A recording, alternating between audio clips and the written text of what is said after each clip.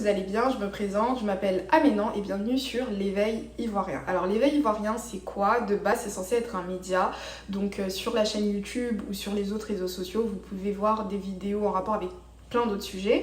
Mais par contre, vu que je suis au Canada, j'ai immigré au Canada, je reçois tellement de questions sur le Canada que j'ai décidé d'en parler un petit peu plus. Donc le sujet de la vidéo concerne les CV canadiens. Donc il y a quelques jours, j'avais posté une vidéo concernant en fait donc un site qui permettait aux étrangers de trouver des employeurs pouvant les donc sponsoriser via un visa de travail. Donc d'ailleurs cette vidéo je vais la mettre soit là en fonction de où se situe le petit i. Et depuis ce jour j'ai reçu tellement de demandes d'aide de rédaction de CV que je me suis dit allez hop, faut faire une vidéo. Avant de vous montrer le site qui va vous permettre donc de télécharger deux types de modèles de CV canadiens afin que vous puissiez vous-même modifier avec vos coordonnées, etc. Donc faire votre CV canadien en 5 minutes chrono, je voulais vraiment parler des spécificités en fait de ce CV. Donc il faut savoir qu'au Canada, il y a un type de CV, donc c'est ce qu'on appelle le CV modèle canadien. Et donc l'une des plus grandes spécificités de ce CV, c'est qu'en fait, déjà de 1, il n'y a absolument pas de photos. De 2, c'est un CV qui est super méga basique. De 3, pas besoin de s'atteler à avoir uniquement 2 pages. Donc si vous avez vraiment 100 000 expériences, vous pouvez littéralement utiliser 5, 10, 15, 20, 30 pages comme vous voulez. Et le dernier point le plus important concernant donc le CV canadien, c'est de ne surtout pas oublier de mettre les compétences quantitatives. Donc une compétence quantitative, c'est quoi? C'est juste les résultats. C'est-à-dire que si par exemple vous avez une expérience dans la vente, vous devez dire que vous avez pu vendre tant de dollars canadiens d'objets, de produits ou de services par jour, par mois ou par semaine. Le mieux c'est même de donner les objectifs, vos résultats et de les annoter en pourcentage. Ça aussi ça marche super bien, surtout si vous donc recherchez un emploi dans la vente. Si par exemple vous êtes serveuse et que vous recherchez un emploi en restauration, dites que par exemple vous avez pu accueillir dans l'ancien restaurant dans lequel vous aviez travaillé 20 clients par jour par exemple. Et donc c'est le point le plus important concernant le CV canadien parce qu'ici on s'en fout un peu des études etc. Sauf bien évidemment dans les professions très spécifiques comme infirmière, mais on se base beaucoup plus sur la compétence. Donc est-ce que la personne elle est capable de faire ce dont j'ai besoin? C'est vraiment ça. Donc c'est vraiment les 3 conseils on va dire que je pouvais vous donner par rapport à ça. Et puis n'oubliez pas aussi qu'en Amérique du Nord, enfin principalement au Canada, les entreprises adorent téléphoner donc les anciens employeurs, mais puisque vous êtes des candidats étrangers et que l'employeur va pas forcément faire cette démarche de prendre un abonnement spécifique pour pouvoir contacter un employeur qui se retrouve à l'autre bout du monde, il faut que votre CV soit en béton et qu'il soit super méga bien fait, c'est super important. Je vous retrouve devant ma page internet pour vous montrer comment faire son CV canadien en 5 minutes. Donc je vous invite vraiment à conserver les astuces que je vais vous donner parce qu'un CV on le fait tout le temps. Alors donc vous allez sur Google, vous tapez modèle CV canadien, donc tout simple. Je vous conseille vraiment de ne pas cliquer sur les premières recommandations parce que la plupart du temps ils vont toujours vous demander d'inscrire votre adresse email ou de payer quelque chose en retour. Donc là vous descendez un petit peu et vous allez tomber sur rédiger son CV du gouvernement du Québec, donc le curriculum vitae. Vous cliquez dessus. Et donc là, vous allez vous rendre compte que depuis ce site, vous avez la possibilité de télécharger 2 types de CV. Donc le modèle chronologique et le modèle de CV par compétences.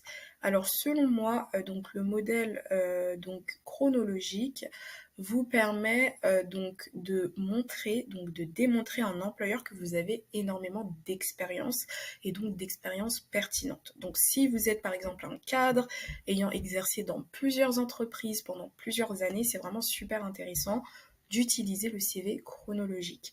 Par contre, si vous n'avez pas beaucoup d'expérience, par exemple vous êtes un jeune actif, ou si au contraire vous avez beaucoup d'expérience mais uniquement dans 1 ou 2 entreprises seulement, je vous invite à utiliser le CV par compétence parce que ce qui va être vu par l'employeur, c'est les compétences d'abord. Donc on ne veut pas que l'employeur se rende compte qu'on n'a pas beaucoup d'expérience. Donc ce qu'on fait, c'est qu'on lui met donc les compétences en avant, tout simplement. Donc moi, ce que j'ai fait, c'est que j'ai déjà cliqué donc sur les deux liens, quoi.